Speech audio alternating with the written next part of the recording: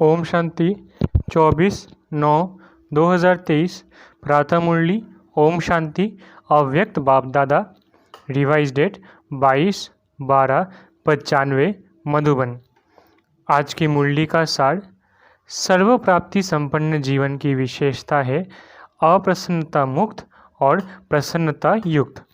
सर्व प्राप्ति संपन्न जीवन की विशेषता है अप्रसन्नता मुक्त और प्रसन्नता युक्त। आज प्यार के सागर बाप दादा अपने प्रेम स्वरूप आत्माओं को देख रहे हैं। हर एक के दिल में परमात्मा प्यार समाया हुआ है। ये परमात्मा प्यार प्राप्त भी एक ही जन्म में होता है। 83 जन्मदेव आत्माएं व साधारण आत्माओं द्वारा मिला। सोचो, याद करो, सारे कल्प का चक्कर लगाओ।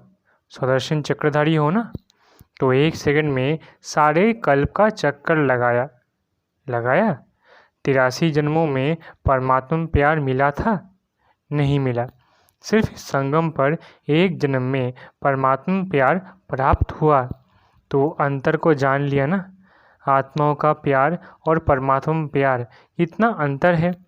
साधारण आत्माओं का प्यार कहाँ ले गया, क्या प्राप्त कराया? अनुभव है ना। और परमात्मा प्यार कहाँ ले जाता है? अपने स्वीट होम और स्वीट राजधानी में। आत्म प्यार राज्य भाग्य गंवाता है और परमात्मा प्यार राज्य भाग्य दिलाता है, और इसी जन्म में।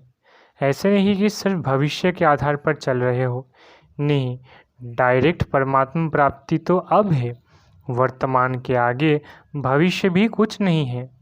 आप लोग गीत गाते हो ना कि स्वर्ग में क्या होगा और क्या नहीं होगा, और अभी का गीत क्या है? जो पाना था वो पा लिया, वह पाना है, पा लिया। पांडवों ने पा लिया। गोपियों का तो गायन है ही। इस समय का गायन है कि अप्राप्त नहीं कोई वस्तु ब्राह्मणों के खजाने में, देवताओं के खजाने में नहीं, ब्राह्मणों के खजाने में। तो अभी ब्राह्मण हो ना, तो अनुभव करते हो कि अप्राप्त नहीं कोई वस्तु, और ये प्राप्तियाँ अविनाशी है, अल्पकाल की नहीं है। तो जिसको सर्व प्राप्तियाँ हैं उसके जीवन में क्या विशेषता होगी? सब प्राप्तियाँ हैं, एक भी कम नहीं है। तो उसकी चलन और चेहरे में क्या विशेषता दिखाई देगी? सदा प्रसन्नता। कुछ भी हो जाए लेकिन सर्व प्राप्तिवान अपनी प्रसन्नता छोड़ नहीं सकता। अप्रसन्नता कभी भी होती है तो चेक करो कि अप्राप्ति का अनुभव होता है या सर्व प्राप्तियों का। आज बाप दादा ने बहुत ही सेवा केंद्र और उप सेवा केंद्र देखे। विदेश में नहीं, देश में सेवा केंद्र देखे। सेवा केंद्र में विशेष तो सेवाधारी है, तो आज चक्कर लगाते हुए सेवाधारी और सेवा स्थान दोनों देखे। हर एक स्थान में, चाहे छोटे चाहे बड़े, सभी में चेक किया कि सेवाधारी तन से, मन से, धन से और सेवा के संबंध संपर्क से कितने प्रसन्न हैं। क्योंकि विशेष तो यही बात है ना। तो क्या देखा? तन तो सबके पुराने हैं ही, चाहे जवान हैं चाहे बड़े हैं, छोटे और ही बड़ों से भी कहाँ कहाँ कमज़ोर है। चाहे बीमारी बड़ी है, लेकिन बीमारी की महसूसता कि मैं कमज़ोर हूँ, मैं बीमार हूँ, ये बीमारी को बढ़ा देती है। क्योंकि तन का प्रभाव मन पर आ गया तो डबल बीमार हो गए। तन और मन दोनों से डबल बीमार होने के कारण बार बार सोल कॉन्शियस के बजाय बीमारी कॉन्शियस हो जाते हैं। तो क्या देखा कि तन से तो मेजॉरिटी बीमार कहो या हिसाब किताब चुकतू करना कहो कर रहे हैं, लेकिन 50% डबल बीमार और 50% सिंगल बीमार है। बाकी होना क्या चाहिए? कभी भी मन में बीमारी का संकल्प नहीं लाना चाहिए। मैं बीमार हूँ, मैं बीमार हूँ। लेकिन होता क्या है? ये पाठ पक्का हो जाता है कि मैं बीमार हूँ। कभी कभी किसी समय बीमार होते नहीं हैं, लेकिन मन में खुशी नहीं है, तो बहाना करेंगे कि मेरे कमर में दर्द है। क्योंकि मेजॉरिटी को या तो टांग दर्द या कमर का दर्द होता है। कई बार दर्द होता नहीं है, फिर भी कहेंगे मेरे को कमर में दर्द है। अभी उसकी चेकिंग कैसे हो? डॉक्टर्स के पास इसका कोई थर्मोमीटर है जो कमर दर्द है न या नहीं वो चेक कर सके? एक्सरे कराओ, ये कराओ, वो तो और ही खर्चा लगाओ। तो क्या देखा, तन के बारे में सुनाया। कई सेवाधारी ऐसे दिखाई दिए। सेवाधारी आप सभी हो, ऐसे नहीं समझना सिर्फ टीचर्स की बात है। सेवाधारी आप प्रवृत्ति वाले भी हो ना, कि जो सेंटर्स पर रहते हैं वो सेवाधारी है। आप लोग प्रवृत्ति में रहने वाले भी सेवाधारी हो। कभी आपके घरों का भी चक्कर लगाएंगे, देखेंगे कि कैसे सोते हो, कैसे उठते हो। डबल बेड है, सिंगल बेड है? अच्छा, ये तो आज के चक्कर की बात है। आजकल के हिसाब से दवाइयाँ खाना ये बड़ी बात नहीं समझो, क्योंकि कलयुग का वर्तमान समय सबसे शक्तिशाली फ्रूट ये दवाइयाँ हैं। देखो, कोई रंग बिरंगी तो है ना। कलयुग के लास्ट का यही एक फ्रूट है, तो खा लो प्यार से।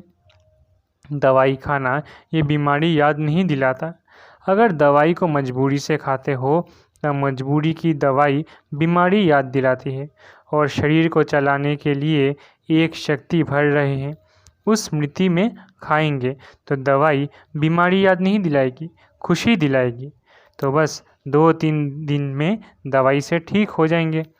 आजकल के तो बहुत नए फैशन हैं।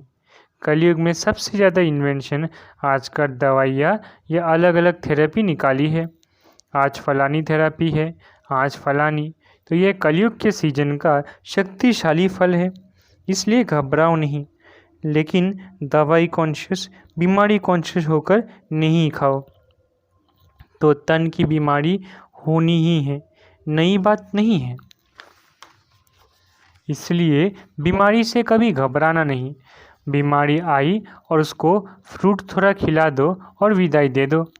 अच्छा, ये हुआ तन का रिज़ल्ट। और फिर क्या देखा? मन में क्या देखा? एक बात खुशखबरी की ये देखी कि मेजॉरिटी हर एक सेवाधारी के मन में बाप का प्यार और सेवा का उमंग दोनों हैं। बाकी 25% कोई मजबूरी से चल रहा है, वो छोड़ो।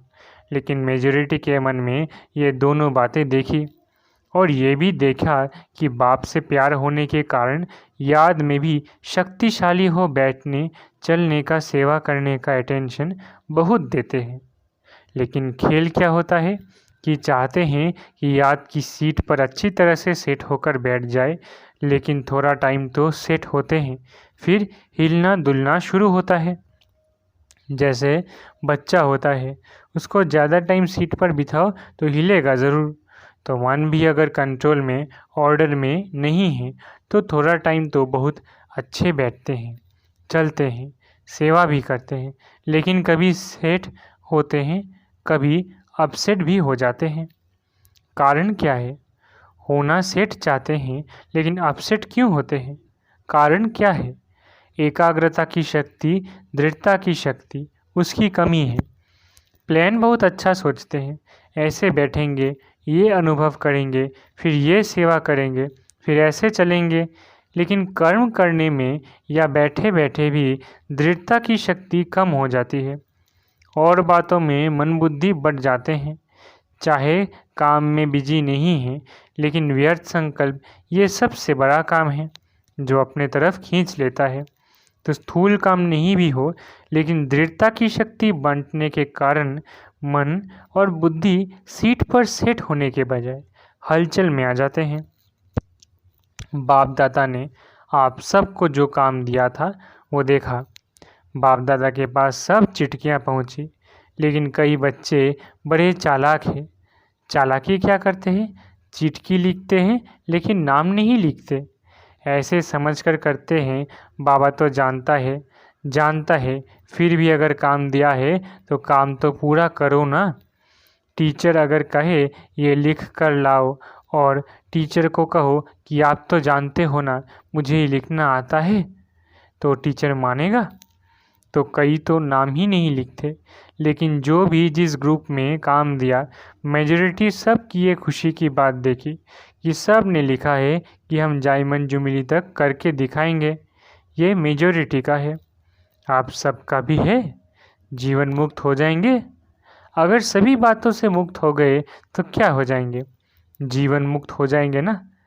तो सभी ने अपनी हिम्मत उमंग अच्छा दिखाया है, चाहे फॉरेन वालों ने चाहे भारत वालों ने।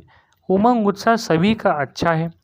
कोई कोई ने बहुत थोरों ने लिखा है कि हमको टाइम लगेगा।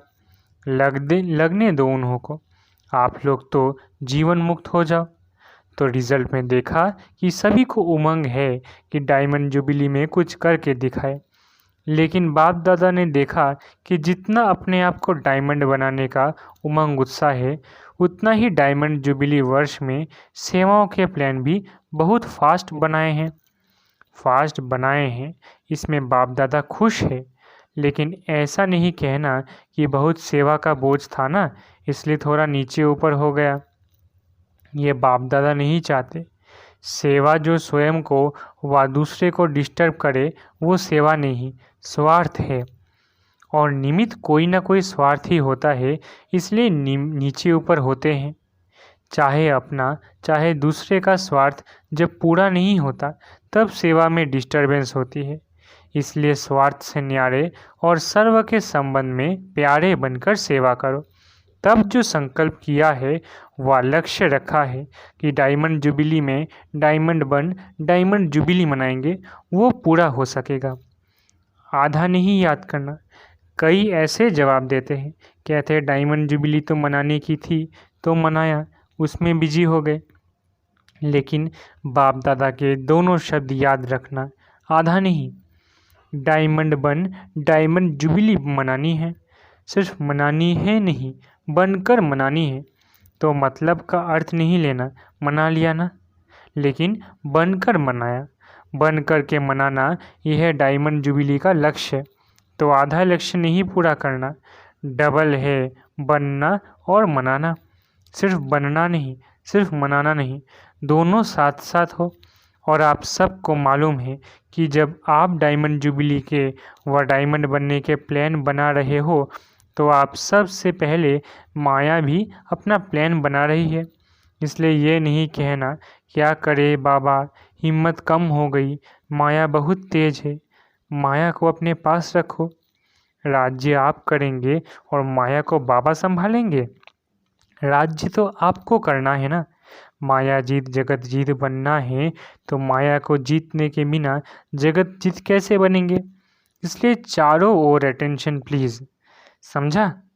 अच्छा, चक्कर का आधा सुनाया, आधा फिर सुनाएंगे। सेंटर कोई कोई तो बहुत अच्छे सजाए और कोई सिंपल, तो कोई बहुत रॉयल, कोई बीच के भी थे। ज़्यादा है जो समझते हैं कि रॉयल लगे, कोई वीआईपी आवे तो उसको लगे कि सेंटर अच्छा है। लेकिन अपना ब्राह्मणों का आदि से अब तक का नियम है ना कि बिल्कुल सादा हो, ना बहुत रॉयल हो, बीच का होना चाहिए। ब्रह्मा ने तो बहुत साधन देखा और रखा, लेकिन अभी साधन है, साधन देने वाले भी है। फिर भी कोई भी कार्य करो तो बीच का करो। ऐसा भी कोई न कहे कि ये क्या लगा दिया है, पता नहीं। और न कोई कहे कि ये तो अभी राजा ही ठाठ हो गया है। तो आज का पाठ क्या है? मुक्त तो सबसे हो गए ना, सबसे मुक्त होने की प्रतिज्ञा हो गई ना। पक्की है या घर जाएंगे तो कहेंगे कि मुश्किल है, पक्का रहना। माया को डायमंड जुबली में मजाक चखाकर दिखाओ, मास्टर सर्वशक्तिवान हो, कम तो नहीं हो। अच्छा, डबल फॉरेनर्स भी बहुत आए हैं। स्थापना के कार्य की डबल शोभा, डबल विदेशी है। बाप दादा जानते हैं कि कितने मेहनत से, युक्ति से यहाँ पहुँचते हैं। अगर लगन कम हो तो पहुँचना भी मुश्किल लगे। एक तरफ बाप दादा सुनते हैं कि मनी डाउन हो गई, और दूसरे साल देखते हैं तो और भी विदेशी ज़्यादा आ गए। तो ये है हिम्मत। रशिया का ग्रुप भी आया है ना। रशिया वालों ने टिकट कहाँ से लाई? इन्हों की कहानियाँ बहुत अच्छी सुनने वाली है। टिकट कैसे इकट्ठे करते हैं, उसकी कहानी बहुत अच्छी है। ये तो सब होना ही है, जब है ही कागज़, पेपर ही तो है। चाहे डॉलर कहो चाहे पाउंड कहो, है तो पेपर। तो पेपर कहाँ तक चलेगा? सोने का मूल्य है, हीरे का मूल्य है, पेपर का क्या है? मनी डाउन तो होना ही है। और आपकी मनी सबसे ज़्यादा मूल्यवान है। जैसे शुरू में अखबार में डलवाया था ना कि ओम मंडली रिचेस्ट इन दी वर्ल्ड। कमाई का साधन कुछ नहीं था। ब्रह्मा बाप के साथ एक दो समर्पण हुए और अखबार में डाला रिचेस्ट इन दी वर्ल्ड। तो अभी भी जब चारों ओर ये स्थूल हलचल होगी, फिर आपको अखबार में नहीं डालना पड़ेगा। आपके पास अखबार वाले आएंगे और खुद ही डालेंगे, टीवी में दिखाएंगे कि Brahma Kumaris richest in the world, क्योंकि आपके चेहरे चमकते रहेंगे।